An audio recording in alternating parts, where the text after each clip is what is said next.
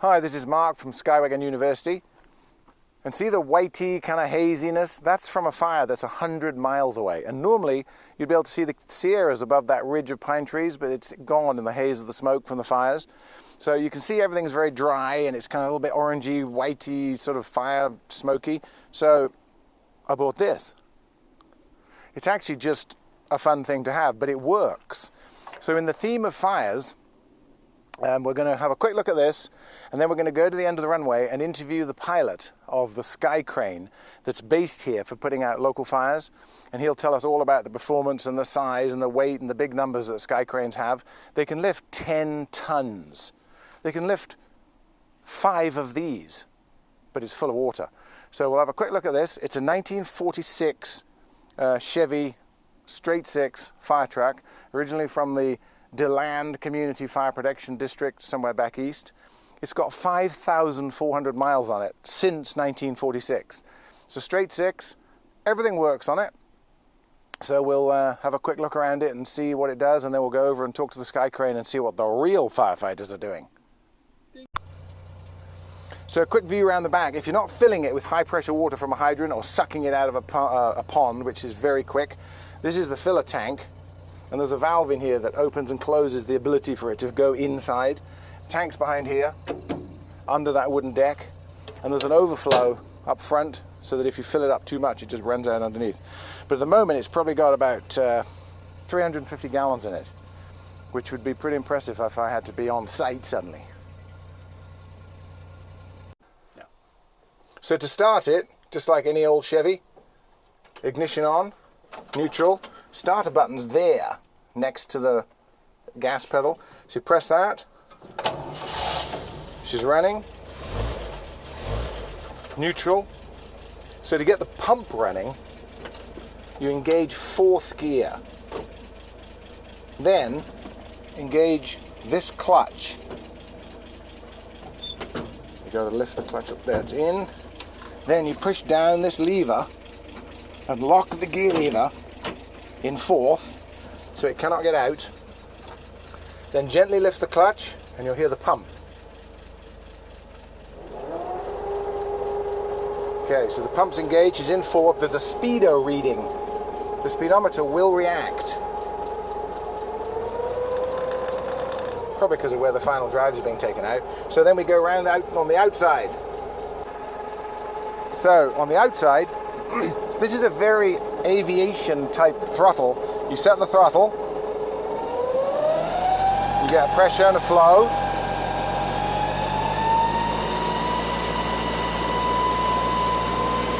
Make sure that's in S. Turn these on.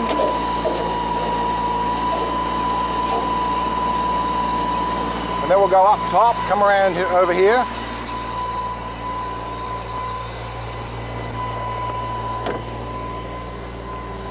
And if you come around to there, I'll turn on this one.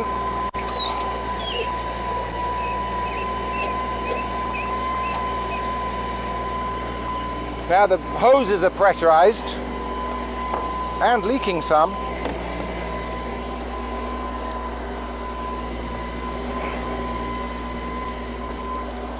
Damn, that's leaking.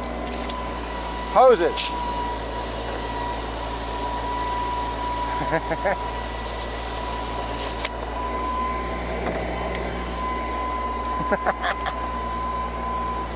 Okay, so we'll get down, I'll shut off the pump.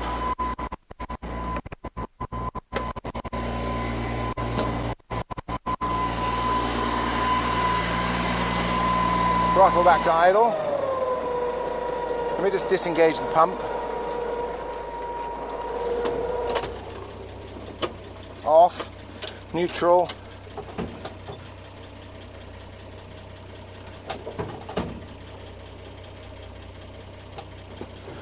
Okay, so that was the low pressure, just the regular hoses that just put out a small fire. If you wanted to get serious with it, get medieval with it, high pressure nozzles, these all just unscrew from here. There are various settings you can fill from a hydrant. There's pressure here and there's primers. This is the drain for the entire tank. You just open that and it dumps it. Various fittings for these hoses. So these are rigid. These will be plugged into a fire hydrant and will suck from a pond or suck from a hydrant or be pressurized from a hydrant. So it can be hydrant, truck, fire, and it just feeds it. This is a pumper truck, not a tanker. So it can carry its own, but it doesn't carry a lot. It carries like 400 gallons. But the tanker trucks can drive to a place and spray for a lot longer. So this could be running out of a swimming pool, a fire hydrant, or a pond, or whatever. So it's all on it, and it's got the high pressure hose here, very long.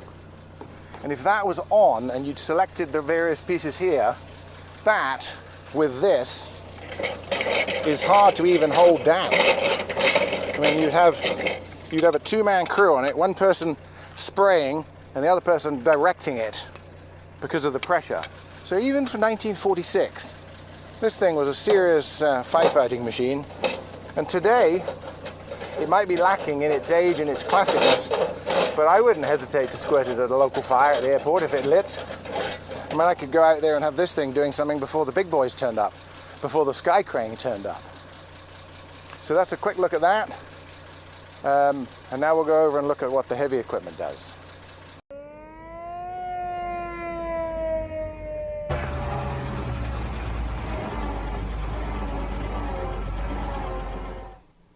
So this is Paul. He's the pilot of this Skycrane. That's the correct term, right? Skycrane. Yes. Okay. And he's on station here for the local fires around here to get, like, you're the early alert, right? You're the first one on the scene? Not necessarily the first, Okay. but we're dispatched to this point to work a fire that we've been assigned to. Okay. And is there some history behind Isabel? I've read some of the names are famous. Well, we have, I believe, 20 Skycranes, and they all have a name. Some of them might have a story behind it. I couldn't tell you what the story is on Isabel. What year is it? Probably manufactured in the early 60s. Okay. So give us a few numbers on it. What engines are in a Skycrane? Pratt & Whitney. They put out 4,500 horsepower each. Each? Yeah. 9,000 horsepower? That's right. And the aircraft, actually, the gearbox can only take 7,800 horsepower, so we're limited by torque, which is a good thing, because so you that have to means be nice to it. Yeah, we have more than we need, and that's good. And so what's its max weight that it could carry, the whole thing and its load? 47,000 pounds. 47,000. What's that in tons? 23 tons? What's that? Is that 23 tons? 25, a little less, 24, I don't know, That's something amazing. like that. Yeah. And so how much does it, what could its payload be? What's the maximum it could lift? Well, the operating weight with full fuel and 2 pilots is 34,000 pounds, roughly. Oh, okay. And that module, that's the tank for firefighting? That's right. And how many gallons does that hold? Maximum capacity is 2,600. But that's one of the things we watch when we're doing the work, is we have to make sure we don't put too much water in the tank to overgross the aircraft for the density altitude that we're operating at. Oh, okay. What's the altitude you'd be dropping at with something like that? Because that hose seems quite short, or just drops out of the belly. That hose is for filling the tank. Filling it, okay. We will dangle the hose into a water source. Doesn't have to be very deep. We have a hydraulic pump in the head of the hose there that'll fill the tank up in about a minute. How many gallons? At 2,600 gallons. Like I say, we don't normally put that much in it. Wow. But it fills up quickly, but it dumps immediately. We have those doors on the bottom. We can regulate how far the doors will open, so we can decide how much water we want to come out. We can keep the opening small and string the drop out, or we can open it wide open and just drop a salvo on our target. This might be a stupid question, but how close are you to the fire when you drop? Because surely this is making a massive downdraft. Well, that's true. We don't want to get too low. You don't want to fan it. I would, roughly speaking, 200 feet, maybe a bit less, depending on where you're working. So would you be able to drop that on, like if there was a house you wanted to protect, you could wet the house without damaging the house? Well, you had to be very careful on how open the doors were. If you salvo dropped, you'd probably go right through the roof. Oh, okay. So, you've got to be careful with that, yeah. Okay. So what's this bit for, Paul? This is for a pilot that's being used to do a precision placement. The tank is removed. We have, let's say, an air conditioner or some sort of tower that's being placed with the helicopter. It's kind of difficult to see that sitting up front, But the pilot back here can actually look at the load, see exactly what he's doing, and he has controls which have been removed now because we're not using that feature. But so he could fly it from here? He can fly it from there. I mean, he can't be by himself, there needs to be a pilot up front. Right. But he can actually he can hover the aircraft, which is all he needs to be able to do, and make a precision placement of an external load. One of these put the top antenna fixture on the CN Tower in Seattle, didn't it? I believe so. Yeah, probably from that bubble. I think it was one of the first jobs where the Skycrane made big news. Oh, did it? Yeah. That's incredible. So they're not making these anymore? No. Skycrane, Sikorsky stopped manufacturing these, I think around 60, I don't know, I'll say 65, sometime in that point. That's when I was born. Yeah. The military phased them out probably in the late 60s and then replaced with other type aircraft. So this is an S-64, isn't it? Yeah. S-64. Yeah. What were the military using them for? Lifting big guns, howitzers, maybe trucks, recover aircraft that had crash landed, that kind of thing. In Vietnam era? Well, in that era, yes. Yeah. And that's your experience. You're an ex-Vietnam Huey pilot. That's right. Yeah, excellent. I didn't fly these. I had admiration for those that did. No, the Huey was like the workhorse of that time. That was. How many hours do you have in helicopters? 23,500. That's 3 years. Well, over a 50-year period. Yeah, spread it out. Look at that in there. I mean, if you showed this thing to the Wright brothers, they'd think it's never going to get off the ground. Oh, they'd be fascinated. Look at that. It's in its own way a very complex machine. There's no question about it. So, Paul, I'm just going to point out things on it and ask you what they are the way any tourist would ask. So, main access is this door, right? But there's Correct. a door here too with a bubble? And on the other side as well. Okay. But you normally go in and out of here? In the back, that's right. Okay.